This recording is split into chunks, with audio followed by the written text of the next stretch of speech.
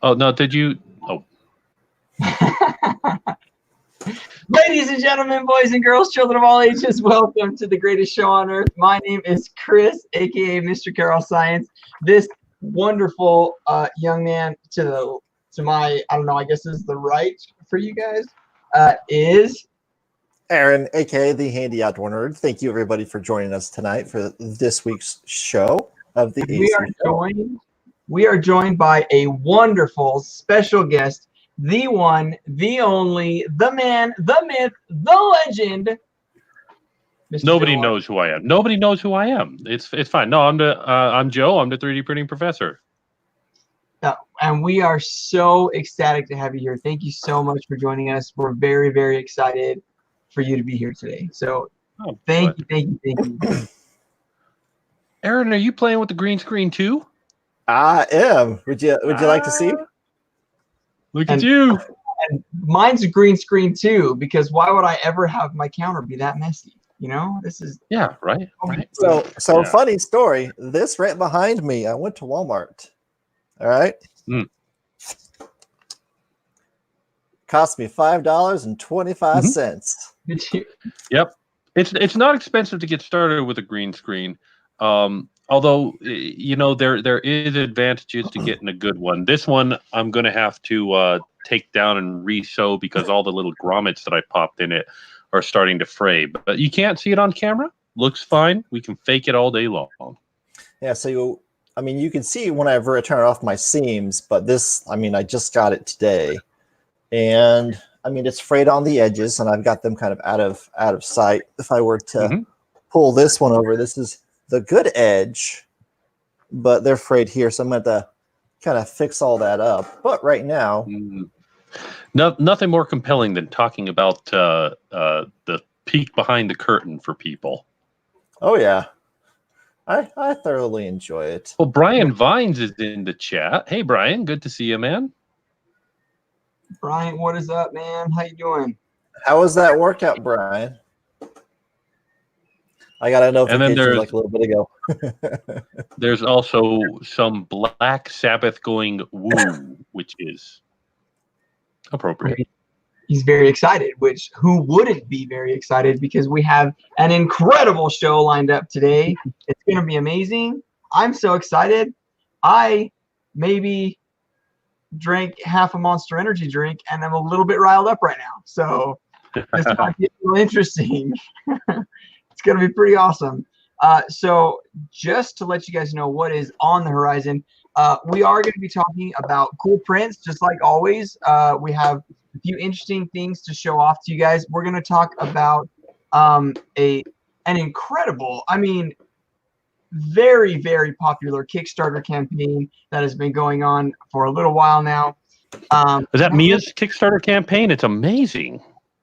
I'm not really sure who's running it. It's pretty cool, and I backed it, but they only send out like 3 updates a day, and so I just can't ever remember. I know. If they'd stop reaching those dang stretch goals, then we wouldn't have to get so many updates, you know. I know. It's amazing. We can talk about that in a bit, though.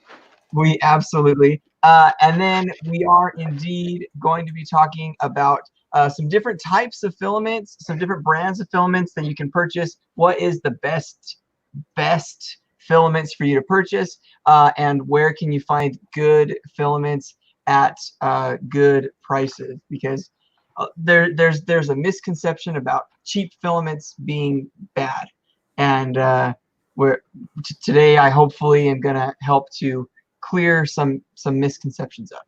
So very excited. So I guess I can start off with cool prints. I don't have my cool print with me because I actually printed it for somebody else, but I am going to look up the print so I can show you guys. Basically, here's what's been going on. The last couple of weeks have been planning a Pinewood Derby. If you guys don't know what a Pinewood Derby is, essentially a Pinewood Derby is where you got a block of wood, you got some wheels that you pound a nail through to make these wheels on this block of wood. You carve it, shape it, do whatever you want to, and then you go and race them you race them down this track. So usually it's reserved for Cub Scouts and maybe even Boy Scouts if they want to mess around or whatever. But a lot of times the girls don't get a chance to participate in the Pinewood Derby. And so I'm actually in charge of planning some activities. And one of the activities that I wanted to plan was a daddy-daughter Pinewood Derby. So we are tomorrow doing a daddy-daughter Pinewood Derby. I had a couple of friends. Hey, Michael Castell, how you doing today, buddy? Great to see you. Good to have you in the chat, man. So a buddy of mine asked me if he could come over and borrow some tools so he could make a Pinewood Derby car for his daughter. And while we were there, he had mentioned that his daughter wanted a unicorn horn and wanted to find some way to put a unicorn horn on their car. And he's like, I'm not sure exactly what to do to put a unicorn horn on there, but I'll figure it out. And I said, I bet I could 3D print one. And so I 3D printed a unicorn horn, and I'll pop this up super fast. Let me share screen. Here it is. Share. So I 3D printed this little unicorn horn. It's actually meant to go on a hat, but we unique horn. There you go, Brian. It's actually meant to go on a hat. It's got some little tabs so you can sew it onto your hat. But I just printed it really, really small. It's only about 1.5 inches long, and it was bright yellow, and it was perfect to go on her little unicorn Pinewood Derby car. It's gonna be all covered in glitters and sparkles and whatever else. I personally have not. I personally have not printed anything for myself this last week. I've been really busy planning out this daddy-daughter Pinewood Derby, but that's the one thing that I printed this week, and I had a good time. And I'd show off my daughter's Pinewood Derby car, but right now the paint's drying, because if there is one rule to Pinewood Derby cars, it's that you never build until the day before the race. Procrastination is always the keys, always the key to that. That's how the best cars are made.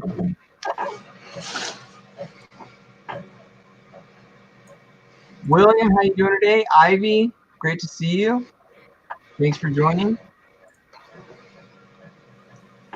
Michael Cassell. So, talking about Pinewood Derby cars, sorry, I missed out on most of your conversation with daddy stuff. But I recently did a 3D printed Pinewood Derby car, which I find is ironic because there is no pine nor wood in this car. Right. I know the one you're talking about. I know the one you're talking about. I put an Arduino inside of it, and it was pretty cool. I will be bringing that to Murph.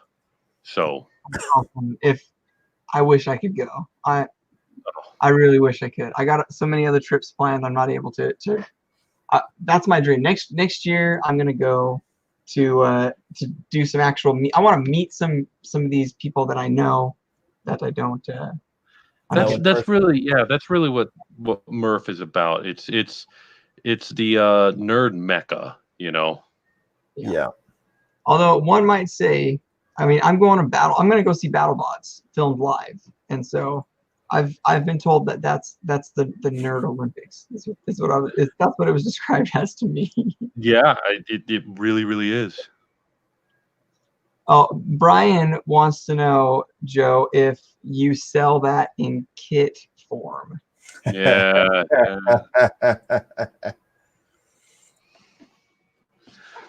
It was funny, actually, because of that.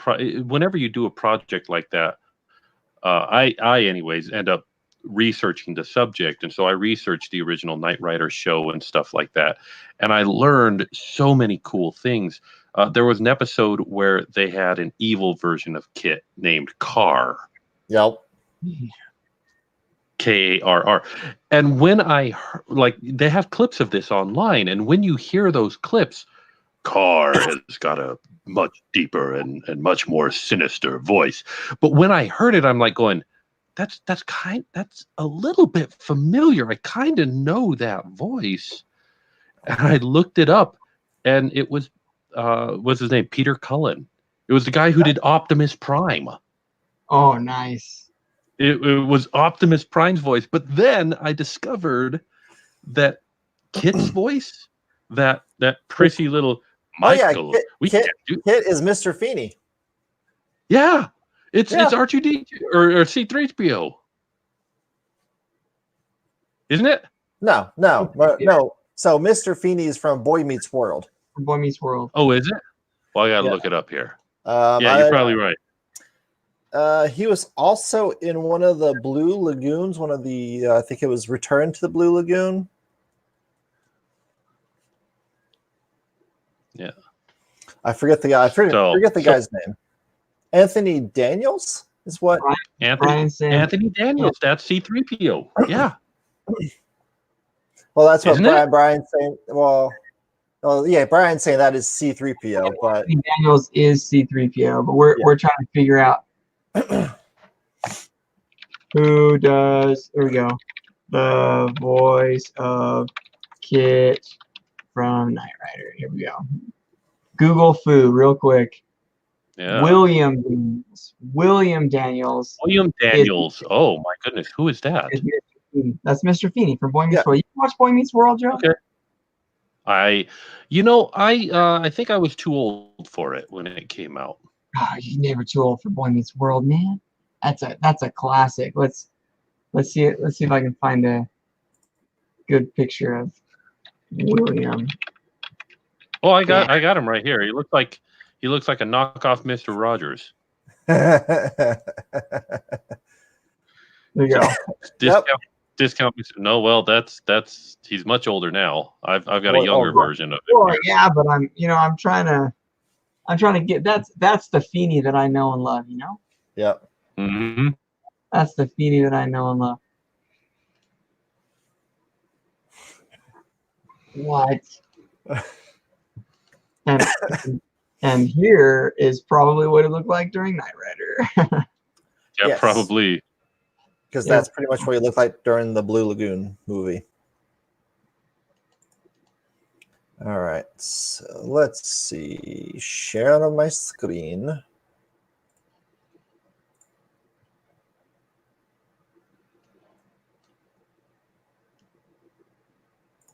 Well, you guys don't want to see my screen. I'm multitasking while we're chatting here. I'm working on print a block while we're talking. So I'm not surprised. Yeah, print a block. Never heard of it. Never heard of that. All right. So can anybody tell me what this is from? Oh man. You'll start to. Oh yeah, that's Toy Soldiers. Toy Soldiers. Yes. Oh, yeah, Toy Soldiers. Small soldiers. Yep. Small soldiers. Yeah, I remember. No, this guy's right. been working on them for a while, and so he models them and he adds in joints so you can actually pose them, articulate them. So he does it all himself. What is interesting about that movie? Ongoing collection. Oh yeah. What is interesting about that movie is they used 3D printing in that movie to show the creation of these robots before 3D printing was really a thing. Obviously, 3D printing's been around for a very long time, and people have been using 3D printing in toy production. But to show that these were high-tech, cutting-edge toys, they showed them being 3D printed. So I thought that was pretty cool. Oh yeah, that is cool. Brian asked, anybody remember Micronauts? Micronaut, I do not. Sounds familiar. Never heard of it. Oh, I'm going to pull it up in another window and look up Micronaut. Now I'm curious too. I'm picking it up. Are these the ones? Let me look. I don't know. They just look like generic action figures. Are these the ones? In fact, they look like something that would come out of a McDonald's toy. Wow. Generic action figures. They look like something that would come out of a McDonald's toy. Wow. Yeah. I'm getting a delayed echo on my side. But hey, the comic books look good. Yeah, they look nice. Yeah. Yeah, delayed echo on my side. Aaron, do you have the live stream pulled up? I did have it pulled up, so it may have been me. I'm gonna blame you, even if it was me.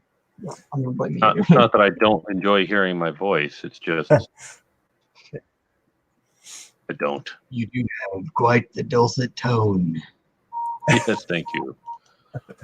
Well, and I should pull my microphone closer and whisper because my kids are in bed.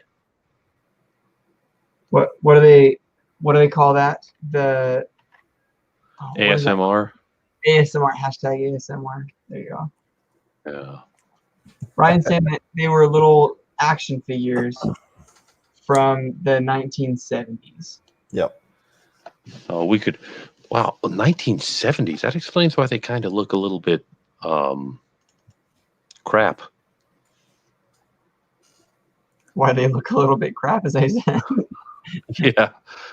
I mean, well, I mean, principle on bag, if you know what I mean. Hey, now it's true. No, 70s toy production was not up to the level of 80s toy production. I mean, well, it took the 70s to get the 80s. Yeah, exactly. So we gotta go through it, Yeah, you can't just be like, oh, look, here we go. This is the first and only try, and it's perfect. Yeah, exactly. It's not oh my goodness. No. I mean, since we're somewhat on the subject of that, Lego had the issue of not having it all together properly, to where you had to slide like paper in it or stuff like that. Well, the KidCraft blocks were a predecessor to Lego. That the paper was an optional thing that they did. But yeah, you're right. Lego definitely iterated on that and did more and better. Yep. And the funny thing is, Lego started out as woodworking toys. Like guy did woodworking and he made toys. Yeah, he made those wooden. Yeah, he made wooden toys of different kinds, and then moved on to plastic when wood became scarce because of the war. So it's a pretty cool story. I mean, it's a story of somebody who's running up on limitations, figure out how to overcome them. Yep. Shoulder. Looks like we lost Chris for a minute there. Okay, so while that jerk is gone, let's I don't know, I got nothing. He says, I'm still here. My computer just had an aneurysm. Yeah, I saw him freeze on screen. So his laptop he was using, he says it's in the graveyard now. Oh. Yes. Well, I mean, I guess he's going on to bigger and better things. So hopefully that.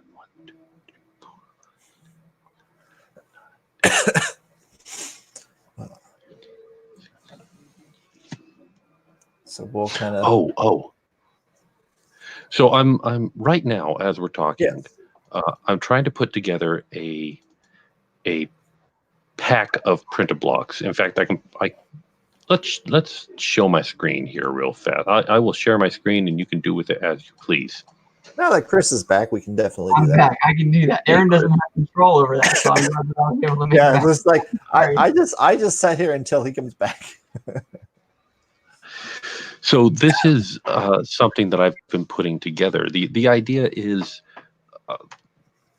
I guess we're jumping ahead. Hey guys, have you heard about Print-A-Block? So I'm making these Lego blocks, and I've made almost 100 different models. There are a lot of them. Yeah, it's been crazy. I've watched not Let me. every stream you've done, but several streams you do of just modeling live. Yeah, I enjoy those kind of just sit down and model live. Those are kind of fun. But I need to do some more videos just of a general nature. Here we go. Here's a picture of some of the pieces that I've modeled. Most of the pieces that I've modeled here, and I've kind of broken them up. In the corner here, we've got your basic blocks. This is the basicest basic block, but you know, we've got 90 degrees and rounded corners. These down here are some articulated blocks that allow for bending and motion and stuff like that. Over here on the side, we have some kind of just, I call these panels. They're just kind of like decorative elements to slap on there and cover up so you don't have any exposed open holes. Weapons over here, and then in the middle, we have various mech parts. And by itself, this,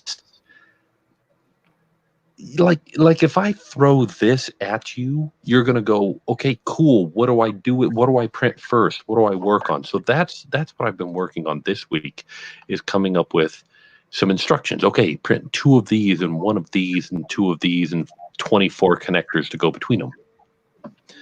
So I've been building these instructions. Take the blocks and put them together like that. Put the legs on it. Build the vents, and you can have this cool little mech. And the fun thing is, the way that I make these pictures is I actually do it in Blender, and I work backwards. I build the robot, and then I take it apart piece by piece, and then I lay everything out, and I take the picture of here's all the parts, and I use that to do inventory.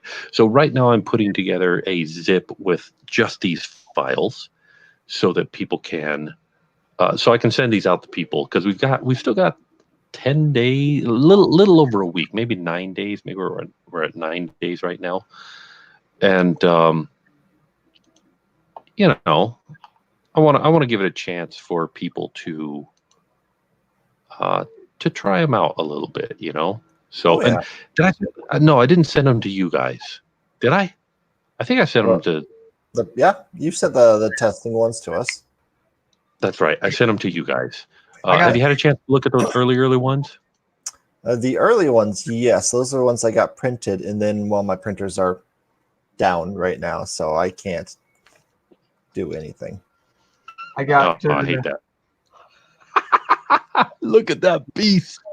This is 200% version of the early so cool. beta test. So very, very cool. My son's super excited. I did not print nearly enough connectors. Let me tell you, if anybody has backed this Kickstarter, I will tell you right now, you absolutely cannot print too many of these little connectors, because you just need them. For everything. So I've been working on a box. I've seen that. It's got little magnetic, so you put the buckyballs in there and it will magnet hold on to it, because I can't make a decent connector to save my life. But the bottom of the box, and I can't show you, but the bottom of the box has a little pocket in it right there. That's just for connectors. Oh, wow. And it's got a nice little rounded edge, so it's really easy to fish the connectors out of there without them getting caught in a corner and you're fighting them to get just nice little rounded thing for tiny little connectors. So this is I'm going to make a couple of these, and then I'm going to fill them up and I don't know, take them to Murph and stuff like that. That's cool. That'd be nice. Yeah. That's really So cool. that's jumping ahead. That's what I'm nerding out about. I've made sure that we've set aside a little bit of time to talk specifically about Print-A-Block. It's by the way, guys, if you've never had the opportunity to back one of 3D Printing Professor's Kickstarters, he's had some really cool ones in the past, and I think that they are available on what's that website that you 3dpprofessor.com. Putting it 3dpprofessor.com/shop. You can get them all, but if you're backing right now, there are tiers in the Kickstarter. So if you go to Print-A-Block BLOK, not no C, .com and pledge to the Kickstarter, you can get the chibi malls and the printed blocks, or you can get the low poly dinos and the printed blocks for basically the same price as what I'm selling them for on my Kickstarter or on my website. Yeah, and so worth it. So worth it. So yeah, if you missed it last time, this is a good time to catch up. And for both of them, it's 42 because life, the universe, and everything. Yep. And no, and it's really cool because a year and a half ago or so was the low poly dinos. Is that when it was? Oh, 2 years ago now, isn't it? No. Yeah, last year was Chiba Malls. The year before that was low poly dinos. It's been a while. It's been a while, and I backed low poly dinos, and I was super excited because when I finally got those STLs, my wife was asking me to print a bunch of them. We wanted to make it as a Christmas present for my brother. We were going to 3D print all these dinosaurs. We had the big giant volcano that was like maxing out the build volume of my printer. Yeah, so cool. Like almost an entire spool of brown filament. We got a big LED light and put it underneath, and the shade of the volcano that I ended up getting, it was really cool because I could light it from underneath, and it made it look like it was pulsing lava out the side. It was just amazing. I had all these. I designed it specifically so there were walls that were a little bit thinner, and so that light would shine through. So very, very cool. In fact, I've got somewhere close to me, I've got a little polygon. We lost Chris again. Yeah, but at least this was him actually walking away. Yes, no technical difficulties this time. So I've got a couple of low poly dinos here that are really cool. Oh wait, I can't. It's green. Awesome. So my son, But same one. He wanted to give these away to his friends for Valentine's Day. So we printed a bunch. I had a few extras, and we had some cards made that said, "Thanks for being my friendosaurus." And so they're really, really cool, cute little things.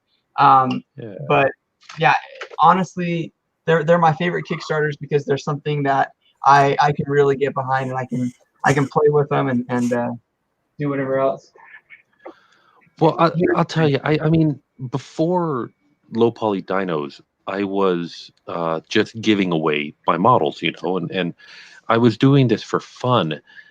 And I had a friend who was like, "You should charge for these. These are worth money. You do good work," which I appreciate the boost to my ego, but I wasn't sure that anybody would be willing to back these. And I'm really grateful that people have backed them.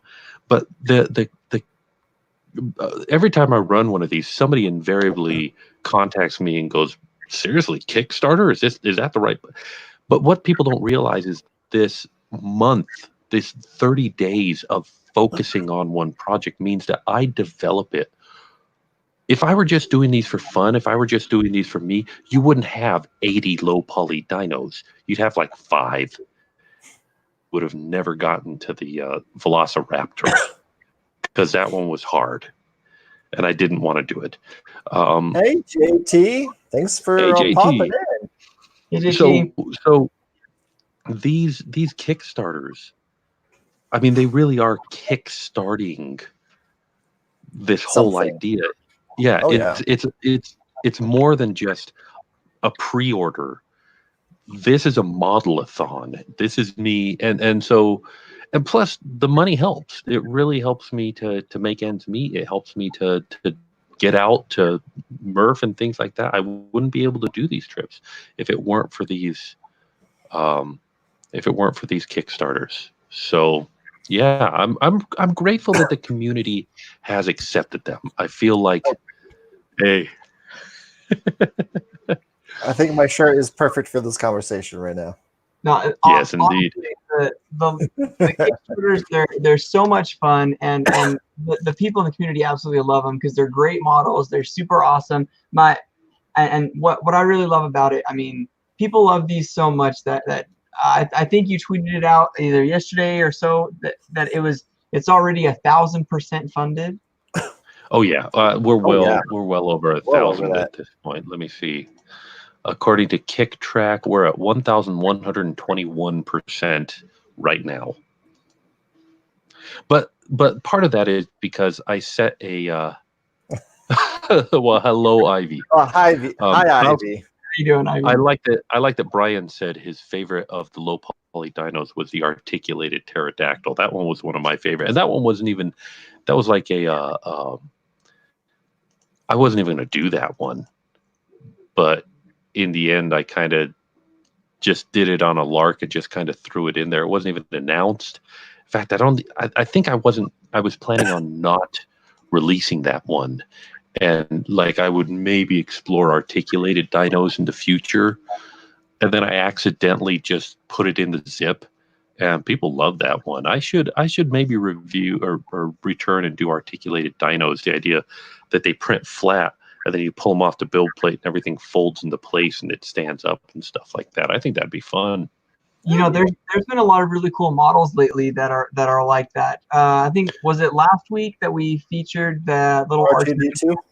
Yeah, there was a really cool R2D2 print that you know, prints flat, so there's no supports needed, and then you just pull it up, fold it up together, and you've got a really cool R2D2 that I think it even has wheels on the bottom or some little feet. It's pretty cool. Yeah, there's separate feet you put on it. Hey, well, 3D print. Yeah, shout outs to Fab365. They're the website that makes all of these, and it's kind of a little bit the idea of a 4D model that it prints and then it changes afterwards to be complete. So they do amazing work. They have a bank that is way cool. Like it's 3 parts, but when it all goes together, like you put money in and it opens up a little slot. Like it is, they do amazing work. That's pretty cool. Yeah, it's amazing. I don't know how they are so good at this that they can. I mean, everything moves. It fits together. It moves. It's beautiful, gorgeous. It's amazing. Yeah. I really wish that I had the skills that these guys have. I'm going to continue to learn and progress each day, because one day I want to be as cool as these guys. Like, it's amazing. Well, and that's really what it is. It's about doing a little bit, you know, whenever you can, every day if you can. That's why I do my Monday modeling. When I'm not in this modeling every single day for a Kickstarter mode, modeling, just, you know, setting aside time every week to do some modeling, it's really helpful, and it really will boost your skill up. All right, Parados, you have a good night. Good to see it. Interesting because perdido means lost. So he's like, see ya. No hablo español, but yeah. Perdido. It was funny because Chris, I used to teach as well, and when I taught, it was in Colorado, and there was a large population there, and oftentimes, you know, I don't know, I try things, and the kids would be like, no, and they'd correct me, and I'd repeat what they said exactly the way they said it, and they'd be like, no, and I'm like, okay, gringo, and they're like, okay, yeah, all right. That's really funny, you know. And so I actually lived in Brazil for 2 years, and so in Brazilian Portuguese is pronounced quite a bit differently than Spanish. It's kind of like speaking Spanish with rocks in your mouth, and so basically it's similar to Spanish, except it's just not. It's different, and so there's a lot of phrases and sounds that you can probably understand it better than you know, the average bear. I'm good at it, but the thing is, when you there are so many sounds that just don't exist in the English language that you just can't comprehend. Like there's an A with a little tilde on top of it, and it makes the sound. And so you think, what is the sound? Like in English, we don't really use it, but it's kind of like if you said the word sing, but you don't put the G on the end. It's like sing. And so it's really hard to pronounce. LH is another really, really difficult sound to make. And so trying for a green girl like me to say it, I got made fun of quite a bit, but I got proficient. Yeah. I worked at a Taco Bell in the middle of Phoenix for 2 years. And I basically, I mean, I'm not trying to be rude or anything, but there were quite a few illegal people that worked there. And they were cool and they were nice to me and ever, but I learned to speak a lot of Spanish, and that really helped in transitioning to speaking Portuguese. You just put some rocks in your mouth. Boom. The rain in Spain falls mainly on the plains. Good. Oh, my I don't know if you guys heard that beep. My printer just finished. Oh, I thought you were going to be like, sorry, I got to go get my macaroni and cheese. My microwave's done. Let me go get my That was my Flash Forge Adventure 3 finishing a print. Nice. Well, so darn it. Joe, question for you. Yes. What stretch goal are we on now in your Kickstarter? Okay. I think we're on stretch goal number. I've lost track of the numbers. We're on 8, I think. Maybe. Stretch goal 8. And then 8 or 9. I'm also curious, how far behind are you on modeling? And no, I'm actually a little bit ahead right now. So we got to hit another stretch goal so I can show you guys what I've done. Wonderful. And then I'm curious if you don't have to show anything, but maybe just give us like a keyword preview of what could be in the future of future stretch goals if people continue to back. So I've got some that are definitely coming out. If you saw my Monday modeling live stream, you saw my pirate head, and let me pull that up real quickly just to show you guys, because I'm so proud of how this turned out. It really is fantastic. Here we go. Yeah. Let me put it up on my second screen and share that real fast. So I did not finish the modeling on Monday, but there it is. Yeah, your robot skull. Yeah, and I had the top open. Now, I didn't know what I was going to put in the top, because with 3D printing and with the layering and stuff like that, I was like, I got to be considerate of that as I'm making this thing. And so I talked to my wife, and I said, honey, I've got this, I worked on this skull this morning, and it turned out real cool. And I saw this reference material that had like an open wedge in the top, and inside was, and my plan was to say inside was just, something, but I want to, I was trying to express to her that I wanted some ideas. But when I said inside was just some, she goes, gears? And I'm like, oh yes, never mind. That's what we're doing. So this has got like a gear, a couple of gears inside there. Nice. And then the overall, like the crisscross, kind of making this triangular shape, so it will fit on the front panel of a mech. So if you do a T, this will cover up the side and the bottom without overreaching too far and getting in the way of other things, which is something I'm always concerned about. I want to make sure that I get it. I see. Okay. Yeah. Starting to get it now. So Brian is asking if is it possible for you to show us what we get for $10? So is there a way that we could kind of look at the progress so far of what packs were come with the $10 Well, let me just let me see if I can pull this up without crashing my computer.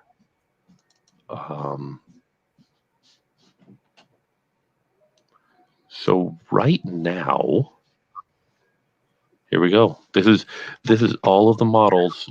Remember I showed you that picture earlier. Well, this has got all the updates as well. So if I grab this is all in Blender right now. We're looking at this in 3D here. But you can see down here, we currently have, oh wait, where'd my, there it is. Let's grab everything.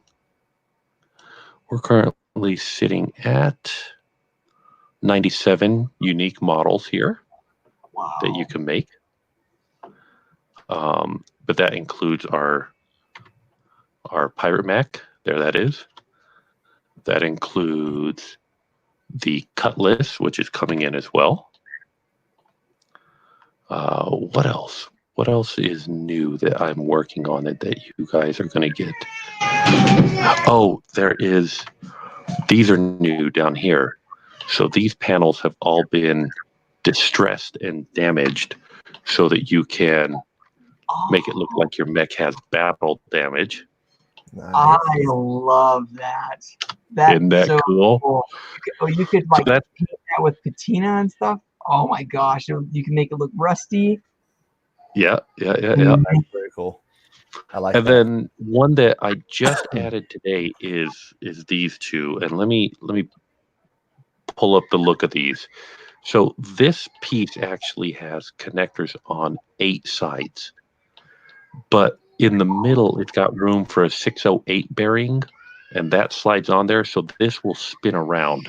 I have no idea what we're going to be doing with that. We can maybe make a helicopter with that. I know. I don't know actually what to do with that. Yeah, tell me. I know exactly. I'm gonna look this up because I want to show you. Well, and did you see my spider mech? Yes. I mean, I've seen the spider mech. Similar to the spider mech, but not quite what I'm looking at. Yeah. Because I'm thinking that would be really cool to have the spider legs going out in 8 directions. Because I had this in my head just now. I was like, I need to somehow convince Joe to make one of these because I think this is awesome. And the only way that I could think of is to be $100 backer. I don't know that I can afford $100 right now, but let me share my screen because I don't know how else to describe it. I don't know if you've ever seen anything like this. Are you familiar with this at all, Joe? No, that's new to me. This is from a video game called Legend of Zelda: Breath of the Wild. It came out for the Nintendo Switch. It's a launch title, and they have these enemies that are called guardians. So basically, this head spins around, and it's got like a laser that fires at you, and it has these spider-like legs that it crawls after you, and the head searches around and shoots with lasers, and it's one of the deadliest monsters in the game. At the very beginning, it's like one of those things where you just run away from constantly, and by the end of the game, you're able to finally take them down. But I had it in my head. I was like, oh my gosh, I really would love to see some Legend of Zelda inspired pieces because they have these ancient guardians in the game, and I love the look of the designs. I think between the 608 bearing going in 8 directions, the articulation that provides, and the other parts, yeah, you can probably make a pretty good approximation of that with Printer Block right now. When I say get in bed, I mean get in bed, yeah. So I think you guys are good to go. Yeah, I think we're ready. We can make that right now. That's awesome. I love it. I'm more excited than you can even believe. No, and I'm super excited as well. I'm really enjoying it. Part of me wishes that I could hit go and send this out. Now, there are a few things that aren't on this pile right here that I haven't revealed yet.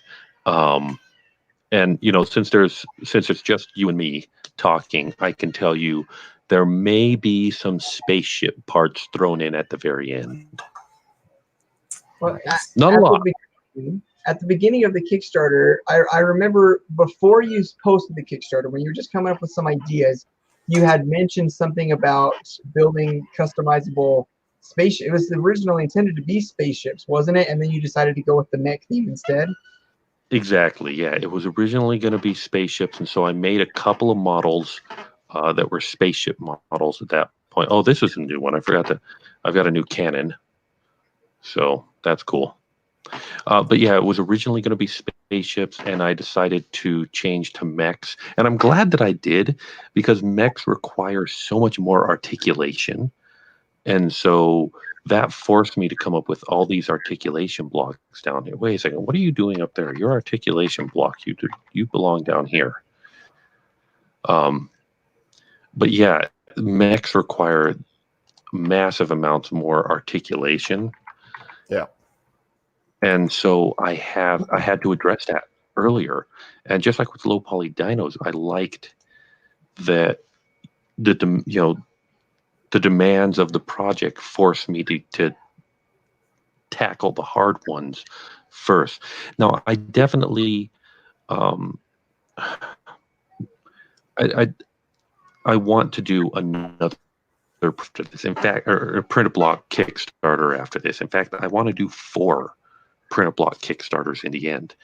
I want to do one cool. focused on spaceships, and we're talking UFOs, we're talking Battlestar Galactica, we're talking Starship Enterprise. I want to be able to make, Millennium Falcon, every spaceship, not like an exact knockoff of these things. I don't want, but Copyright something infringement.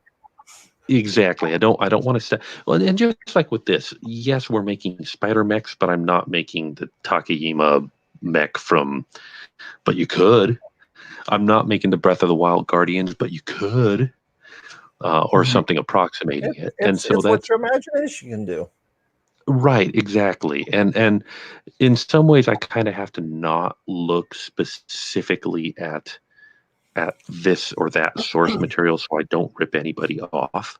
Well, and what you did the other day, whenever you were doing the skull, you looked at different skulls, and there's a Terminator skull. I know you didn't go off of that, but you saw all these different ones, and you said, all right, I'm going to close it out, and just kind of, I've got a reference. That's what I'm going off of. That's exactly the way I work. I just bombard myself with source material and then put it away.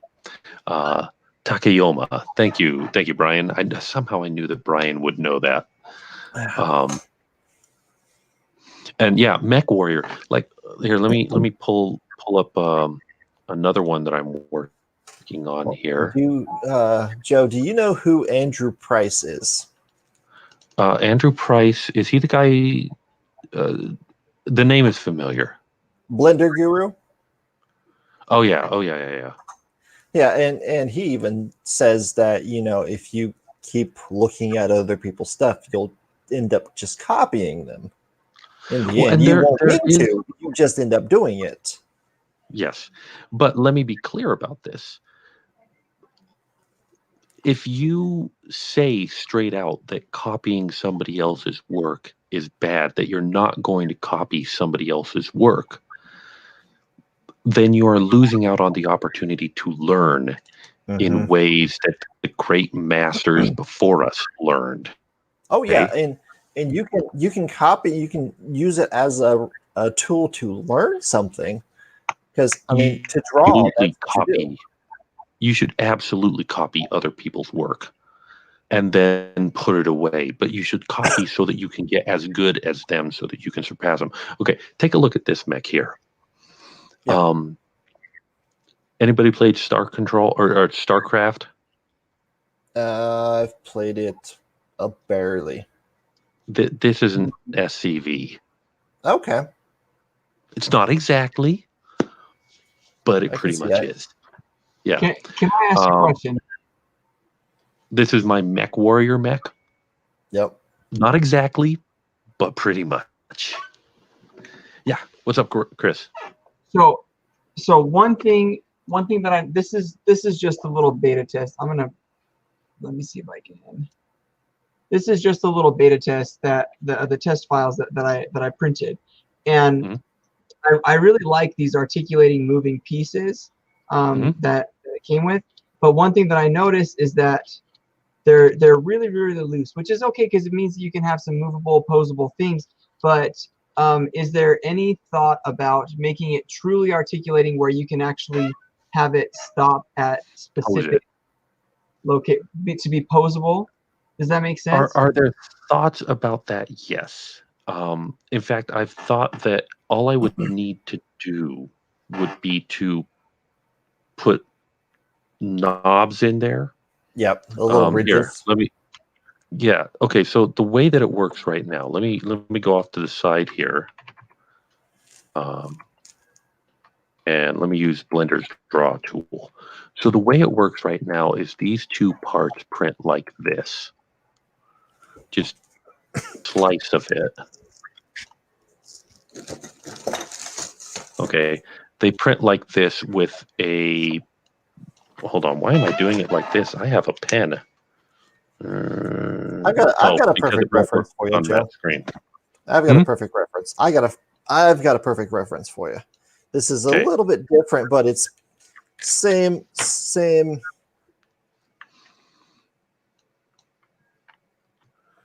Yeah. So you've got these little spots, and this just locks into place itself. But with what he's talking about is whenever you've got them having pretty much a fillet, so they're kind of smoother and they allow for a little more freedom.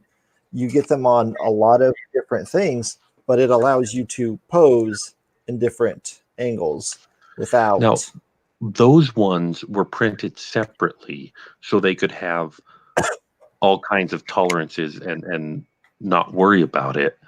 They can get much closer, whereas these ones, I needed to have a specific amount of gap, and it's a loose gap. Yeah. But what I could do, and what I've been thinking I could do, and I should experiment with this, is I could make like a nub here. Okay. So that there's still a gap. So that there's still the same thing on the other side. However, this nub is just a tiny nub. It's not a ridge that goes all the way around. Okay, we're not projecting this all the way around. It's just, if we looked at this cone, if we pulled it out and looked at it separately, it would just be like a little nub right here, and maybe a little nub right here, and maybe a little nub right here. And the idea is that while this gap right here is still 0.5 millimeter, when you turn it, it will close the gap here. So the hole that it's in at this point, and it will be much tighter, and it will allow for it to kind of friction hold into place. So I haven't played with that, and I've thought about having multiple ridges so it snaps into place. There's a lot of experimentation to happen on this, and it's possible that so we're not hitting stretch goals every day, and I've still got 11 days of this Kickstarter to go. So I've got 11 days to maybe refine some of the other ones. So I want to play with this. So yes, Chris, to answer your question, it is on my mind and I am thinking about it, and I maybe have time to experiment with it now. The reason why I ask is because you showed us a picture of a mech. I don't know if you can go back to that, if that's easy for you to do. But that one? Not that one, the one before, the other one. I can see that I can see it, that one. So when I look at it, I can see the arm that has the little drill on it, and that's made of articulating blocks, and it looks really cool the way that it's posed in the picture. But it would be impossible to pose it that way, the way that it's been designed, because it would just fall straight down. Well, let me show you my earliest picture of an articulated mech. Let me see if here it is.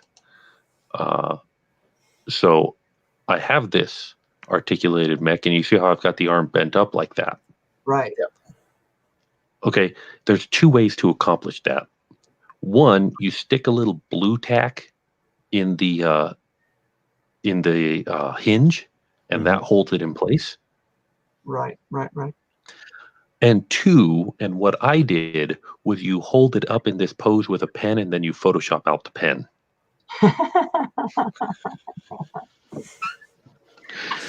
So I might have cheated a little. My Photoshop skills are not quite up to par though. I Well, would end that with that wave background, you know. yeah. So just kind of jam a little blue tack into hinges and see if that works for you. But yes, well, I will work on that then. I will see if I can't make that work. I've got some. Get a little more posable, I guess. Yeah, I agree. And my thought is instead of ridges, so it snaps, just a friction hold. Now the downside to a friction hold is maybe over time it'll loosen up, but the initial pictures are going to look darn cool. Well, then that's the nice thing. You just print it again. Yeah, I mean, I am giving people. I don't know if you guys saw. Well, you guys probably saw the box picture. Yep. But this box, I kind of modeled it after. Here it is. After a box of a well-known brand of interlocking blocks. Yeah. But do you see what it says right up? Includes infinity pieces with a little picture of a 3D printer right home. The point, you get unlimited. You can just keep printing, just keep making. Hey, Eddie, how's it going? Well, Eddie, if you would look at my tweets and stuff, I had said that we were having it on Fridays now. Ooh, the burn. Followed me on Twitter a little more carefully. Yeah, so we are moving to Fridays. It makes it a lot easier on us, and it's a little earlier now, so that makes it even easier. Especially on me, because I'm an hour ahead of Chris. And then when daylight savings time comes, I'm 2 hours ahead of Chris. Yeah, it's made it really nice for us to be able to get guests. Again, thank you so much, Joe, for being on the stream today. But it's also this was much nicer. Oh, Eddie with the burn back. I know, Eddie. I know. That's okay. That's okay. Ouch, Chihuahua. I feel the love. But that was a good one. For me, speaking of people that don't follow me back, Joe, hi. What? Do I not follow you? Oh no! It sent me the notification. 3D printing professor just followed you. I was just like, oh, he was already followed. Wow, way to call out our guest, Aaron. Jeez, I don't know how we managed to like. It doesn't let you message if you're not following. I don't know. Well, sometimes it does. If they've got it turned off, it won't. Okay. Yeah, I think that's why I thought that I would follow you because. Oh no! Wait, I edited. I need to pull in a new one of him today. Well, yes, JT, you are hours ahead of us, but you're also not streaming too. We're way. But I mean, we want to have you on as a guest some point in time. Oh, yeah, absolutely. I'd love to. JT, we want to have you on the stream sometime. Hopefully, you're cool with that because that would be an excellent stream to have you on. Yeah, I mean, I was able to be honored by being on the same stream as you during the 1440 Maker stream. That was a good stream. I wish I could have gotten on that one. It was nice. It was a lot of fun. I showed up for just long enough to donate money to the relief effort, and then popped back off. So yeah, I showed up onto the stream, and I was just thinking, I'm gonna do what I can to support. And they're like, hey, we got these models for sale. I was like, hey, sweet. So I went online. I bought a couple of models. I spent like, I don't even know, like $10 or something. And then next thing I know, they're like, Mr. Aero Science just won this drawing. And I was like, I didn't even know they were doing a drawing. I was just showing up to say hi. And the people that don't pay attention to my tweets. No, he was running that thing awesome. Yeah, Shane did a really good job. It was absolutely an excellent stream. Wonderful. Yeah. He was so punch drunk by the end, though. Oh my gosh. I mean, who wouldn't? Did you guys see the meme of him like, like Yeah. just jumping because the guy came in the door that was bringing him food? Well, guys, it's been an hour. Yes. And I usually try and keep the stream at about an hour, but we did promise to talk about one more topic if that's okay with you guys. We'll Fine talk with about me. our final Let's wrap it topic up. before we Yeah. go. So the last thing that I wanted to talk about on the stream tonight is yeah. Oh yeah, Ivy has identified the problem here. Oh, well, hold on, wait, there it is. Yeah, so every once in a while the stream starts to break down, and we get chat starts talking some things that I wouldn't want to show my 6-year-old.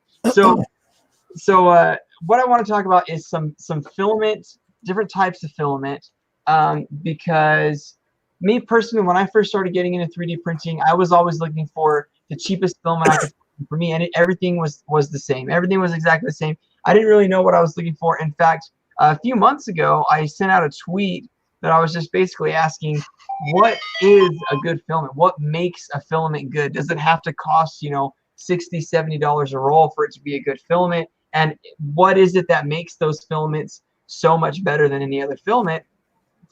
How do they justify them being so expensive? So I would like to ask you guys, and I'll weigh in my own personal things as well.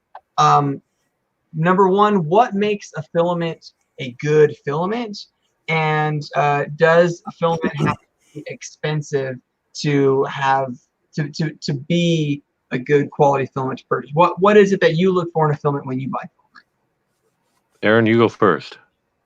So I do try to be cheap, as I like to try not to spend as much money as possible on filament, but I want a decent quality filament. So I look at some reviews on what people have, said, and there's a lot of things that people are dissing on certain things. And I mean, if you look in the 3D printing groups, a lot of them don't know what they're all talking about on certain things because they don't set their settings right. But I look at the temperatures and which one's going to be the temperature difference and how they can kind of equal the same on the ones that I've already tried. If it's matte or glossy, it really doesn't matter there, and the color doesn't matter to me, because usually if I'm doing something, I'm painting it. But I want a nice consistent flow that I keep all mine in bags with the desiccant packs to kind of help prevent moisture absorption, but it does happen. And also the exposure from the sun.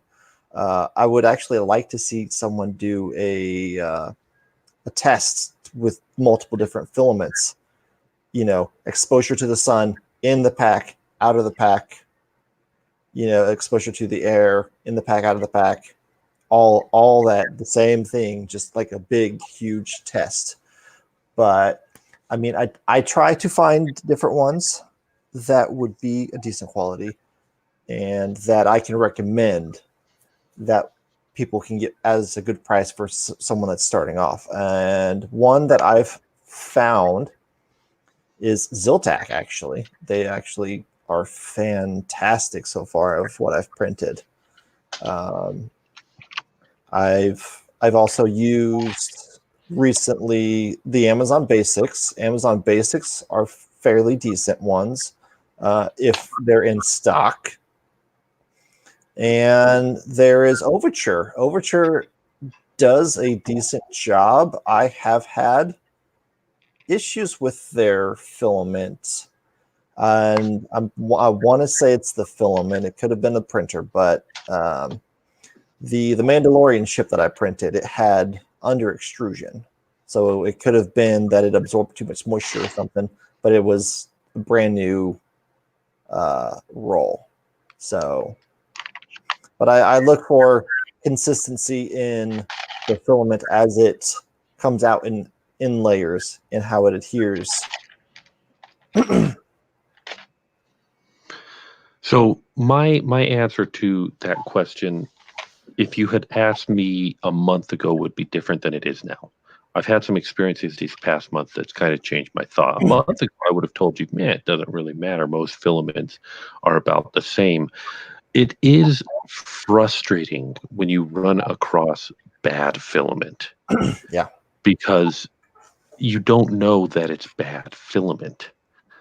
You think, well, maybe it's moisture, maybe it's my printer, maybe it's my environment, maybe it's this, maybe it's that. And so you test all these, and eventually you realize, oh, it's the filament. And the best thing you can do to fix bad filament is to throw it away and buy some good filament. This is true. This is very And true. that's a hard choice to make. Oh, it's very hard because you spent that money on it, and you're like, I'm throwing this entire roll away. And in my experience, the filament that I'm throwing away is, I didn't spend that. I spent $10 on this roll of filament. So I go, well, that was $10. That, oh, well, no big deal. Now, does more expensive filament guarantee that it will be better? Again, no. But generally speaking, that is the case. But this month, I have started playing with silk filament, and I was testing out the colors on my camera before we started. But silk filament, and I should pull up Amazon to see where I ordered some silk filament from recently, so I can recommend it. But silk filament, I am so impressed with just all of the silks, because they print better. Oh, there we go. I thought that was me. $17 isn't bad. No, $17.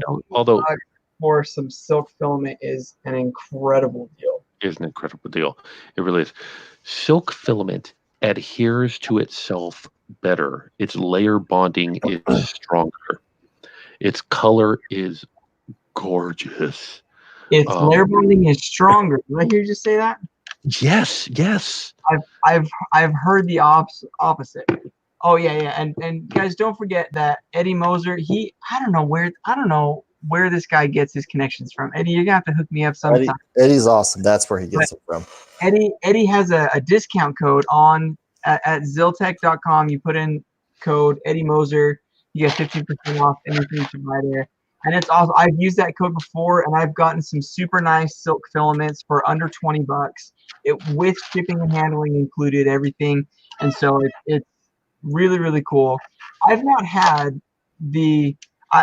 I've been under the impression that silk filaments actually had poor layer adhesion, but that's one thing that I am looking forward to testing. I actually want to do. I've tweeted it out this last week that I wanted to do a test with a hydraulic press where we test different shapes of filament and to see what's the strongest shape. But what I think I'm doing, I have access to some bleachers like at a football field because I teach at a school. And so what I want to do is I want to 3D print some different shapes out of different types of filament, and I want to drop bowling balls from the top of the bleachers down onto the structures and see how it's gonna be frustrating if you miss, though. You got to eliminate some variables. Okay, Eddie is claiming that silk is weaker, but Eddie, here's why I'm saying it's not. I've been printing these printer blocks, and I am abusing the filament. Like, I've got connectors that are too tight, so I'm pushing and pulling and stressing these ones. The ones that are printed in regular, $20, $30 a roll PLA, those are the ones that are snapping in half. And I had a video at the beginning of my Kickstarter where I broke 3 of them, but the silk ones are enduring better. So I don't believe that silk is weaker, because so far in my experience, it's been better for print-a-block. From what I can see, I have had the experience playing with some silk filaments where the silk filaments do seem to be a little bit softer, and so seemingly maybe more impact resistant. But the silk filaments that I've played with, they've had poor layer adhesion. I had to really bump up the temperature a little bit extra to get some different silks that I've had to bond together in the different layers, especially if I was using a taller layer height. If you're saying that you're printing it at too low a temperature for the material and it's getting bad layer adhesion, that's not the material's fault. Every material has different temperatures. You have to print for the material. Yes, you have to print silk just a little bit higher than regular PLA, but when you do, it's a better material. You have to print ABS higher. If you printed ABS at PLA temperatures, it also would have crap layer adhesion. So what I mean is TPU print high I too. was having to print maybe 20 degrees hotter than the suggested temperature to get it to adhere. So it was I mean, but I would share that experience, but I would say once you do that, that the layer adhesion is better. So, yeah. Just because you get crap regular PLA, less fan for silky. Okay, good to know. Good to know. Yeah, silk seems like it's bridging a gap between ABS and PLA, and I really like it. Aaron, you mentioned TPU. Yeah, I've got Ziltac TPU. I had an I enjoy experience. it. I had an experience not with TPU but with NinjaFlex, where I was printing something tall and thin, and it failed because it was too wiggly. But it worked, but it just looked like crap. So I pulled it off, and I was like, I'm going to take this small, thin thing, and I'm going to break it. And I started grabbing it. I could not get it to break. It was such a strong bond that the NinjaFlex would not break no matter what I tried to do with the darn stuff. So even the bad prints on. So again, you got to get the material right. Yeah, so whenever I first started to try to print it, I printed it too low, but this one I printed at a higher temperature. And this is actually for my GoPro. This is a little flexible lens cover for my GoPro. And so I've got this, but also I used it. We've got these little things that we had coffee in. They had the silicone ring around it, and well, we weren't going to use them for coffee anymore. They stank of coffee, like really, really potent. So what I did was I took, and I mean they weren't very oval flat. They kind of had that bump to them. So what I did was I kind of laid them down, measured both of them, and tried to get the most round, and then actually set something on it. And once I got that done and actually got it squared away, I printed one. It wasn't quite there. I had to like bring in the inner diameter, make it a little bit less tight. And then once I got that done for the other one, it went on perfectly fine. And it's sealing it up. So I'm not happy with that. Most user-friendly material, definitely just regular PLA. Yeah, I would say regular PLA. I like to use Matter Hackers PLA, Build Series PLA. It's cheap, it's good. Let's see, good cheap PLA. I did say Amazon Basic. I've gotten some really good prints out of Amazon Basic. Hatchbox. And I would say Ziltac. You can get some cheap Ziltac. I've got to say, and I know that people who know a bit about 3D printing are probably going to hate me for saying this, but I love Maker Geek's filament. Oh, I do too. You can't buy it anymore. You can't. So I still have Maker Geek's filament that they made, but their filament might be good, but they're dead everything now, else was not. Their customer service was very poor. I used to get their filament subscription box, and they'd send me a couple of rolls of filament every month, and I could get some filament cheap for $10 a spool, and it always printed really, really well. I love Maker Geek's filament, but their customer service was pretty terrible. There was a couple of times that I called in and wrote out some emails, and it took a while for us to get things sorted out. Well, Yeah. they were on the decline for a very long time, Yeah, languishing. they started to kind of go downhill. But Yeah. this is printed in Maker Geeks PLA. But Maker Geeks filament, it prints quite a bit hotter. It prints at like 235. Yeah. But it's So yeah, that's the thing. I was always printing higher temperatures, and everyone's like, "Oh, well, you're gonna have to print higher for this temp." It's like, I already print that temper with my PLA. So, but no, I like my Maker Geeks. I've got some ABS from them. My Pet G is almost gone, and I've got some of the Raptor series PLA. I've got some Nanotech PLA, and then just regular PLA. And if you guys hadn't seen my thing that I had done with pumpkins, I've got a boatload of orange still. Your green screen does not like it, though. Apparently not, but I mean, I fixed my mic thing kind of temporarily with it.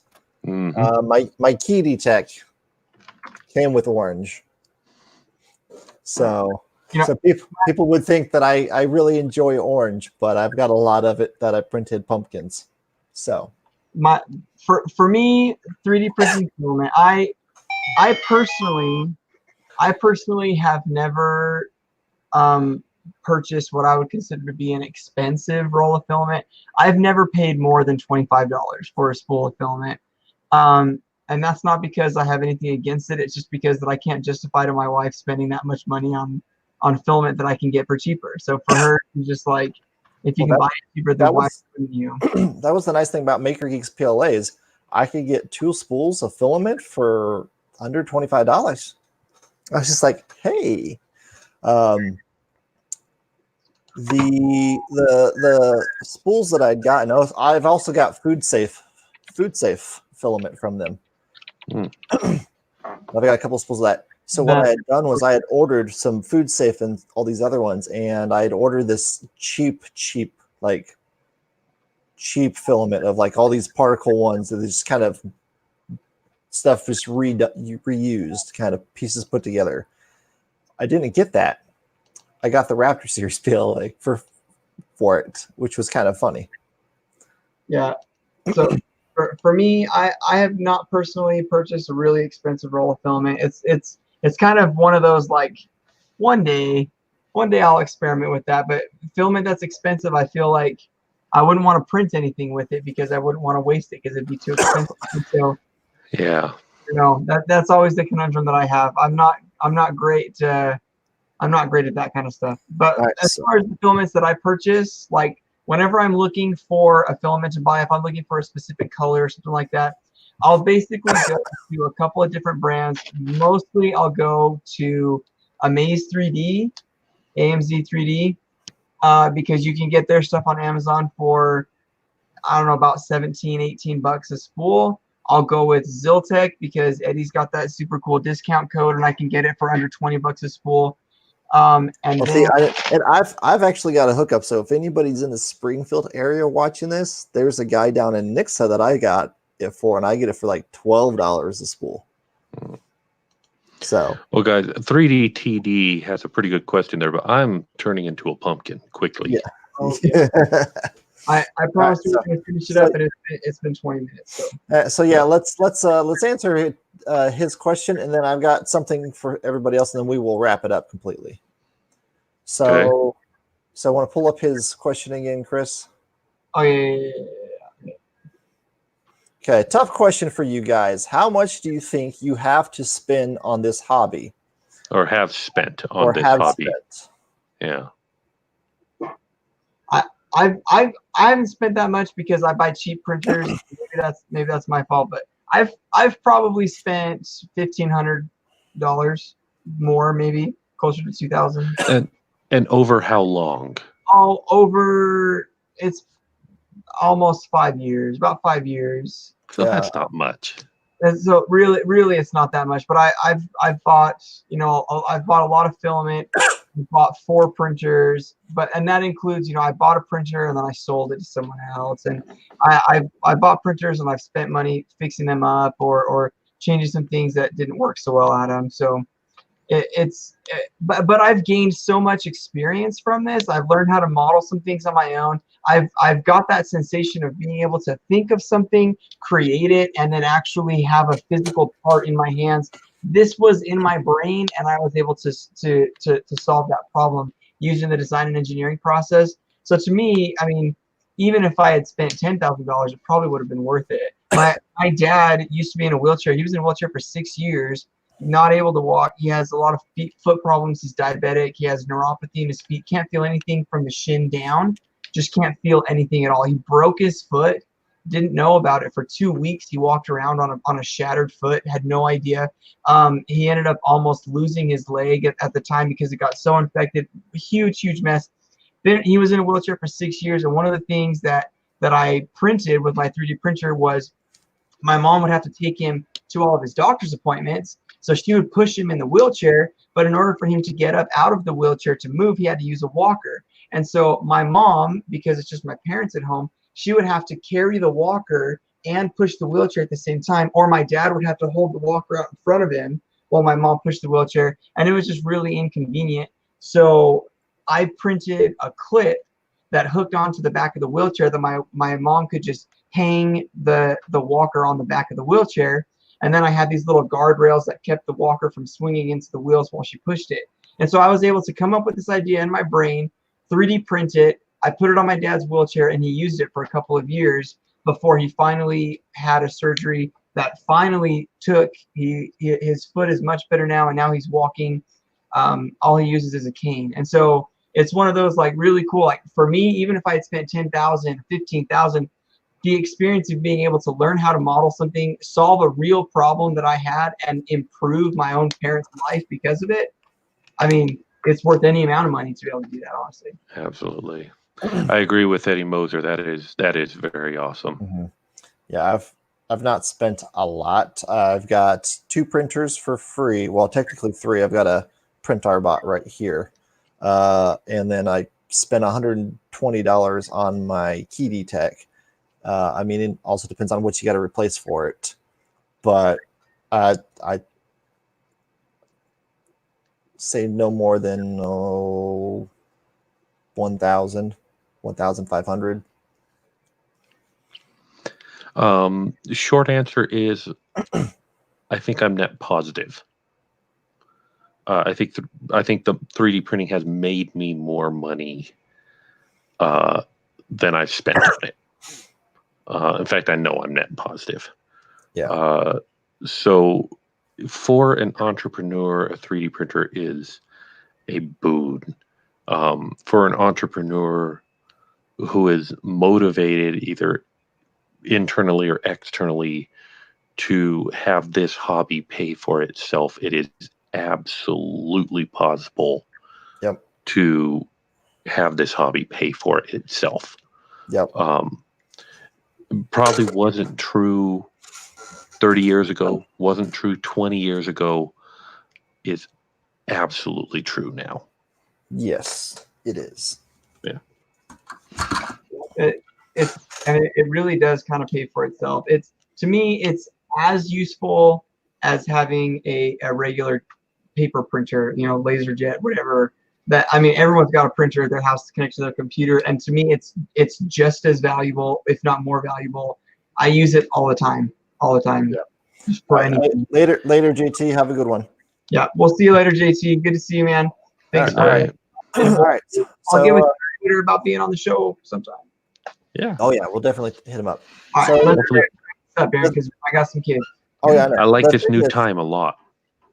It's a lot better. Sure. My wife with me have my Key Tech being down, my board's bad on it. I know it's bad on it, and all my ANET being down for now, and then ordering some other parts for the printer I got from Eddie to get it fixed. So she's asked me to give her a price tag of a printer so we can save up for.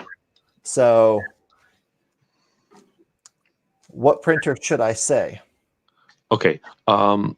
That question is so complicated to answer. Oh yes. Because Well, so I'm going to ask you a yeah. couple of questions first. Do you want something that's super easy to use or super capable? I like capable. I'm Okay. able to fix most problems. So Well, and that's the thing. Do you want a project or do you want to make 3D prints? and see, I don't mind on either one. Okay. I like the capability of multi-material printing, but right now the reliable technology on that is multi-head. Yes, it is multiple head. Yeah, there is, pallets. There is the MMU, but those are super complicated and they don't do unlike materials very well. So if you want a good material, or if you want a good machine that's capable, that's powerful, that has the multiple heads, you won't use multiple heads that much, but it will increase your capability a lot. And the other nice thing that's nice about multiple heads is when one of them goes down, the other one can still print. This is true. Yeah. So you're never down for very long with that one. Sometimes you're down to one head while you're waiting for parts for the other one. I would recommend a Flash Forge Creator Pro. Let's see. My Kitty Tech is a Flash Forge clone. Mm-hmm.